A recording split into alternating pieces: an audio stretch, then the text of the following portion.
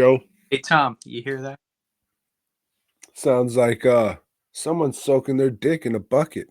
No, it's just so quiet. Used I would just hear screaming, Tom. Let me ask you this, Joe. What do you think a lamb scream sounds like?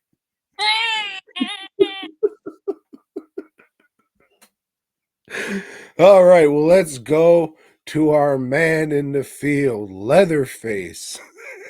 He'll tell us.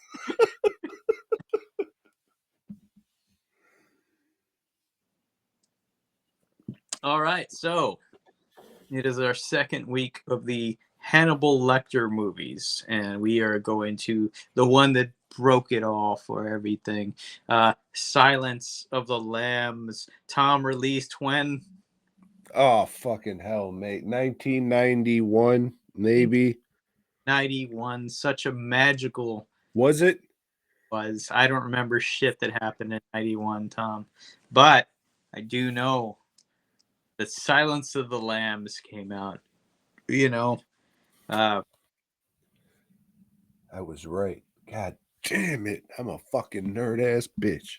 so you have a DVD there or what? No, I don't have the fucking DVD, you son of a fucking bitch. This is Criterion Time you're talking to, fuckface. I got the Blu-ray, baby. Ooh. Holy shit. Joe, look at that. It's not even a slip case. It's a slip box. That's shitty packaging. And it's got a book. You love these fucking books. Dude. And it's got that, oh, because there's blood in the movie. Ooh. I didn't watch anything fucking on there, Joe, because I didn't fucking care enough to. This isn't the kind of movie that I'm going to watch and be like, oh, I wonder how they did that. It's kind of there, kind of see how they did that, except, the part we'll get to where Hannibal thought it was a good idea to hide this man's fucking pen in his penis hole and slowly push it up his body through the movie until he can spit it out and use it as a handcuff key. We'll get to that later. Right. So yeah, this is gonna be one that Tom didn't like because he makes movies, and like, oh fuck, he knows everything. Oh shit, they don't know how to do drama. I You know who knows how to do drama, Joe? TNT. okay. So this one, fucking old Gene Hackman, wanted to make this movie, but they told Gene Hackman, "Go fuck yourself, Gene." And Jodie Foster had just read the book and says, "Hey, I want to play this role." You kind of suck, Jodie. We don't want you. We want this other blonde to do it. I don't remember who that was. Was this before or after she tried to assassinate former Ghost President? After, and Okay. then they wanted to get Meg Ryan, but she didn't want to do it. And then like this other girl and this other girl, and then they said, "Hey, why don't we get that Jodie Foster?" So she got the role. Uh, anyway, this movie, she plays a young cadet in the FBI. And they call her in and said, "Hey, young cadet, we would like you to go interview Dr. Hannibal Lecter." Hannibal the Cannibal? But before that happens, she looks at a bunch of pictures of skinned women that are up on a tack board, and she quims all in her pants Hmm. because she has a problem that we'll get to later, Joe. And so she does. She goes to interview Hannibal the Cannibal, and they've got him down in a dungeon, Tom. They've got the worst, craziest motherfuckers down in a dungeon. But unfortunately, this dungeon, the ventilation, not so good. So smells permeate the air.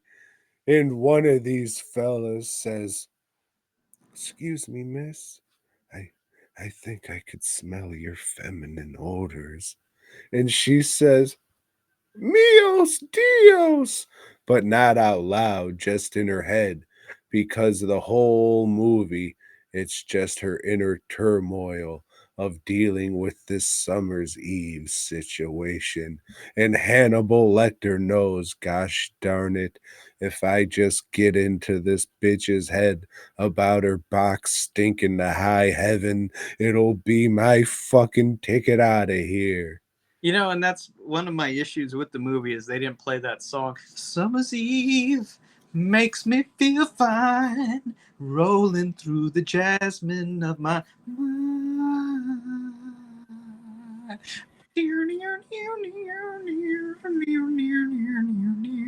So yeah, she meets old Hannibal, the cannibal. He's standing at attention, you know, like a gentleman, and fucking old Anthony Hopkins, you know, he plays it like, yes, Clarice. Files, Clarice. Pass me the files, you dumb little whore. You know, and he goes this to that, you know, just jumping from these ridiculous fucking accents. Uh, I know this guy. Hey, Joe, I don't know if you knew this about Anthony Hopkins, but he's Thor's dad.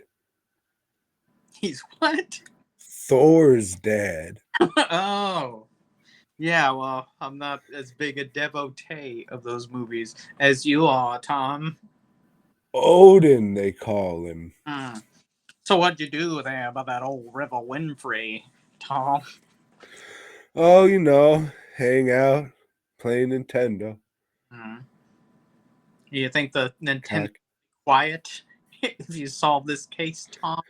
I don't know. I guess I'll tell you everything about me, even though I was, specifically told by my superior not to give any personal information. He told me a bunch of shit, but he's probably dumb, and I'm just gonna do the exact opposite of everything he told me because gosh darn it, I'm a woman And and they, I know better. like you said, Tom, they were hoping he'll be attracted to her, and then Send. yeah, and then he'll want to help out with this Buffalo Bill case. Just like in Manhunter, the FBI can't fucking solve a crime on their own. They don't have anybody on the fucking payroll that can do this shit for them, that can do their job, that they have to either pull somebody in that's retired, get a fucking recruit, or get a fucking psycho that's locked up and have them help out and solve the case. I mean, what's this say about the FBI? They suck. They fucking suck. I mean, it just means that they're not very good at looking for the people they're trying to find, Joseph. And that's who they're trying to find. Old Buffalo Tim. Tom. Buffalo Tom. Yeah, so this guy has been killing heavy set women. Fatties is what they would call them now in our more sensitive age. But they really weren't? They were just, you know, kind of. I was size 17. Even though this fuck. So in this one, we learn the origin story of the GameStop ma'am meme. You remember that one, Joe? I do. Yep. I do. It's ma'am.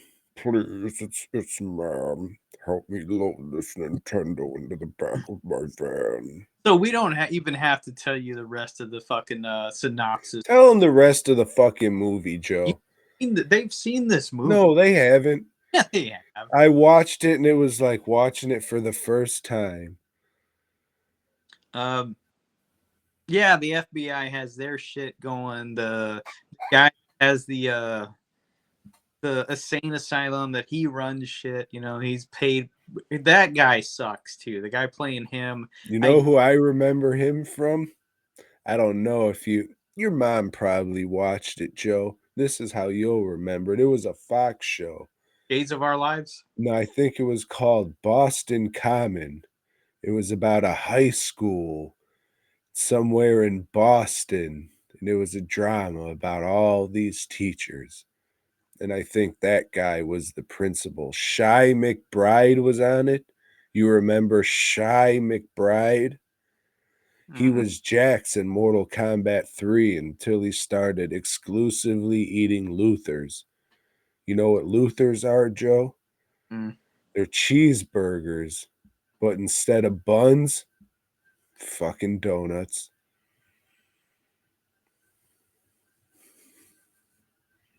Named after Luther Vandross will put you to sleep, you see. Oh, that makes sense now. Um, yeah. So anyway, she does her investigation. The FBI does their investigation. They offer Hannibal the cannibal like a transfer if he'll help him, so he can have a window and look out. And then the guy running the asylum says, "Hey, it's all bullshit." And this Buffalo Tom guy, he's kidnapped a senator's daughter, and I'll get you a deal, motherfucker. And so they take Hannibal the cannibal to Pittsburgh and put him in the Pittsburgh Museum. And George remembers there. Like he's a fucking installation. What the fuck, dude? He's a live installation. Come see Body Worlds at the fucking Carnegie Mellon Center. But old fucking Hannibal the cannibal, he's no dummy. He found a pin and just, I don't He know. didn't find a pen. Like this fucking dick licking bitch who's supposed to be like all about. He just got fucking excited. Ooh, because this fucking psychiatrist, Hannibal psychiatrist, the motherfucker that got him locked up. He just the whole thing is just like, oh, I just want to be famous. I want to be famous for being Hannibal the cannibal's doctor, and he's fucking Hannibal's all fucking dollied up onto the fucking shit, all strapped to it. Oh, fucking thing, not the restraint mask, but like a fucking rabid dog mask or some shit on his face. And this fucking guy, he leaves a pen on Hannibal's bed, and Hannibal's just looking at it, fucking pre-coming all down his legs, just, oh, if I can only get this fucking pen, it'll solve all my problems. How does he get it? The fucking guy who knows everything about Hannibal and the protocol, he just leaves everything on his bed so Hannibal can push it up his fucking penis hole and spit it out later. No sense does it make.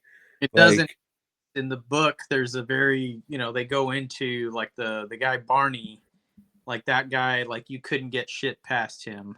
Like he was the guy that would always, and even like Hannibal had respect for him because he did his job so well.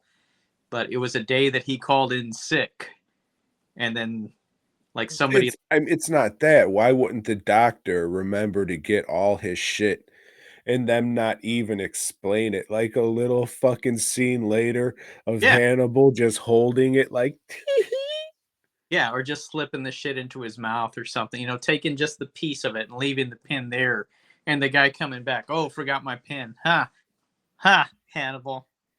but Um, that's like a big part in the movie and it's never explained. It's just one of those, oh, it's a movie. Come on. But no, that's kind of a big part and, takes this movie down a little bit. and then he beats up Jack Napier, because Fuck. that's fine because that guy is usually playing a racist anyway. So But it's like, they got both kind, fucking country and western, Joe. and Fuck. you got old fucking Chris Isaac uh, as one of the SWAT guys. Yeah, a lot of cameos in here. You got Roger. Roger Corman's the president or something? He's the director of the FBI. Yeah, some shit. Yeah. Yeah. And for some reason, He's not talking like this. It's very weird because every time you hear Roger Corman speak, it's a certain way. And this, he's talking like a normal person. He's fucking playing a role. Of course, he's not gonna act like that. He's acting. I want to say he's dubbed over. I don't think so. He's a fucking consummate actor, just like George Romero. Like it's like, oh shit, I believed him as a guard there. I'll say that I didn't catch Romero in it, but I wasn't even looking, so. I'm not saying you're a fucking liar. I'm just insinuating it.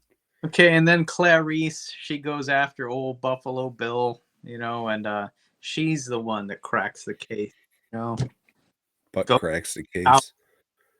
And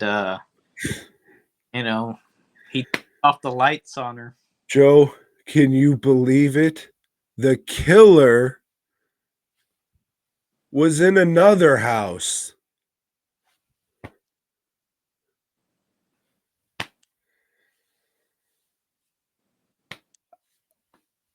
The killer was in another house. Okay, so as far as I know, as I saw this in the theater, this was the first movie that did that thing to where they're breaking into a house and she's knocking on the door and it's like, oh, okay, well, she's at the right house. Since this movie, it's been done a lot, like a whole lot. So I'm not going to laugh at them for doing that because they did it first, as far as I know. I mean, it's still funny because it's some played out shit. Now you just get to see the killer is in another house prime. Yeah, I mean, it was, like I said, they did it first. I laughed. I knew it was coming, but I still laughed. Like the whole movie. I've seen this a couple times, but You're it still holds your attention. Fence movies and this I would have done that. Yeah, okay, all right. No, I mean, for the most part and everything, like it was just like, oh shit, you're all tense. Can't you like you know what's gonna happen if you've seen it, but it was still well made. It's just like stupid shit like how do you get the pen? How do you get the pen? That would have solved a lot. Like that's a big thing.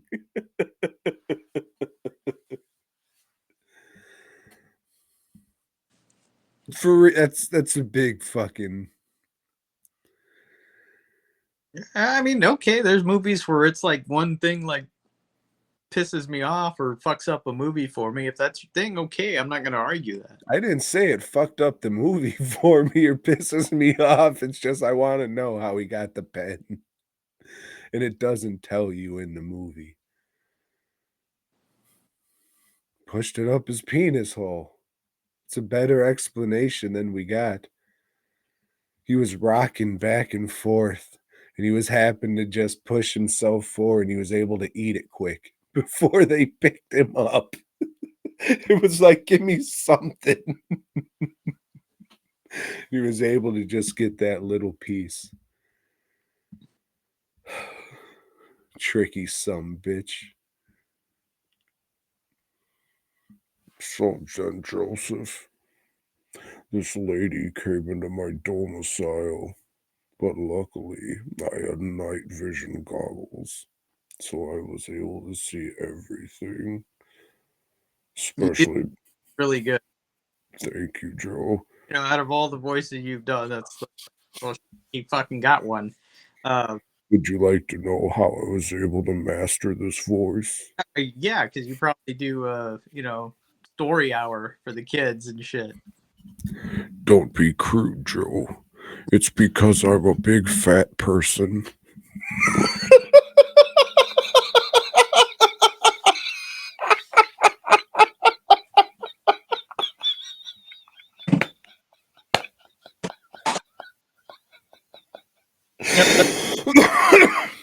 I still laugh at that. It's because it's terrific. Yeah. He says a couple other things. Pretty good. Would you?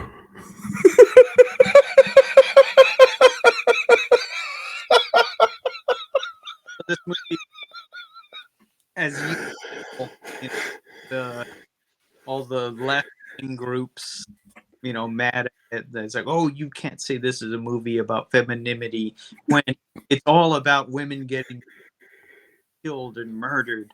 And the gay community was like, oh wow, this is a terrible representation of the trans. And they say, well, this guy's not trans. They specifically say he thinks he's trans, but he's not. He just fucking hates himself.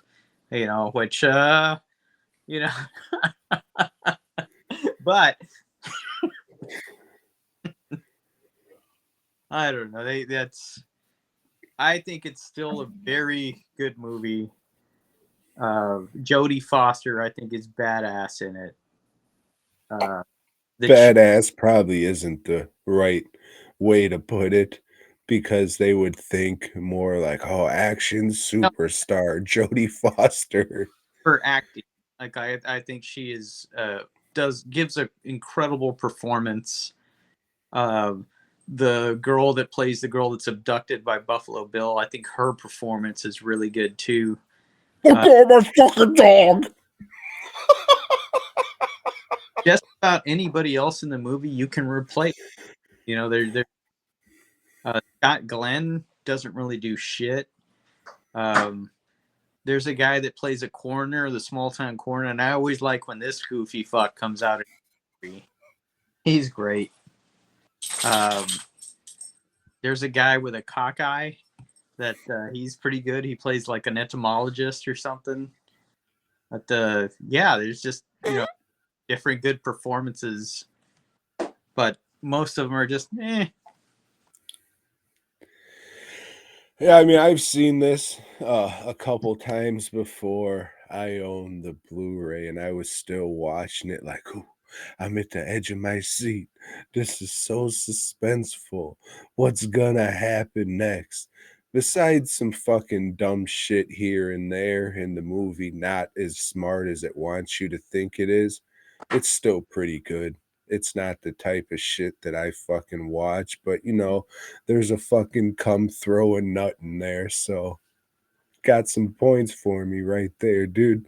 Yeah, thing is, like, after seeing that scene, I thought, fucking Tom. It's fucking hilarious. I know, like, he's gonna be trying that. Oh, I didn't throw gum, and it's like I know you're gonna be like, oh fuck, that didn't. You think that this? You think this viewing 2 days ago is the first time that I'm gonna think to throw cum? No, but I think you tried it and figured like, oh, that doesn't work, and then now you saw it again. It's like, oh, I can do it now. Joe, in It's like, certain circles, you're they like, call me multiple MIGs. like you think, well, shit, I'm an old man now. It's like maybe with the knowledge that I have. And Joe. I'm one of the fucking best skeet shooters in the fucking nation. skeet ball. No. We scoot sheep. We scoot sheep. We shoot skeet. Shoot There sheep. we go. Yeah. Ah, yes. Very nice. Very smooth. Silky. Low grain skeet. But as I mentioned earlier, Hannibal Lecter, it's good and it's bad.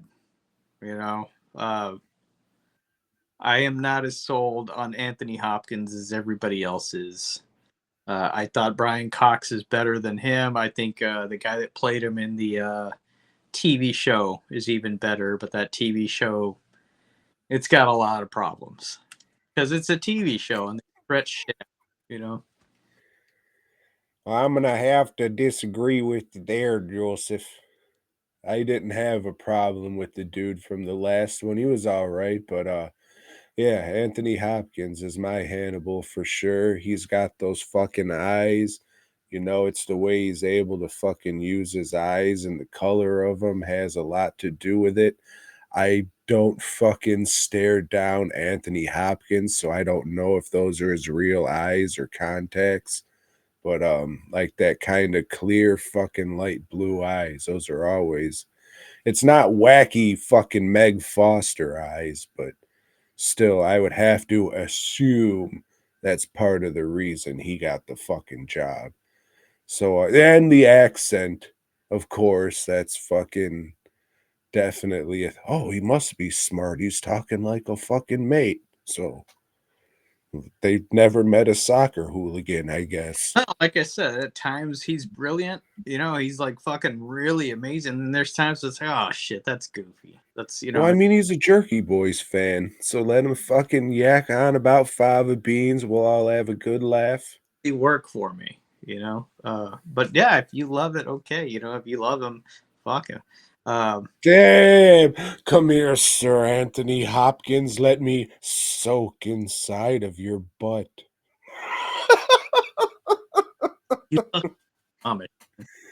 Rest in empowerment, the Pope. Read that Forrest Whitaker read for the role. That would have been. I don't think we would have been as captivated by his eye, Joe. Thanks for checking out the show. We hope you dug it, baby. If so, give us a thumbs up. Subscribe and let us know down below. Support Tom and Joe by heading over to DWNProductions.net and FastCustomShirts.com. Until next time.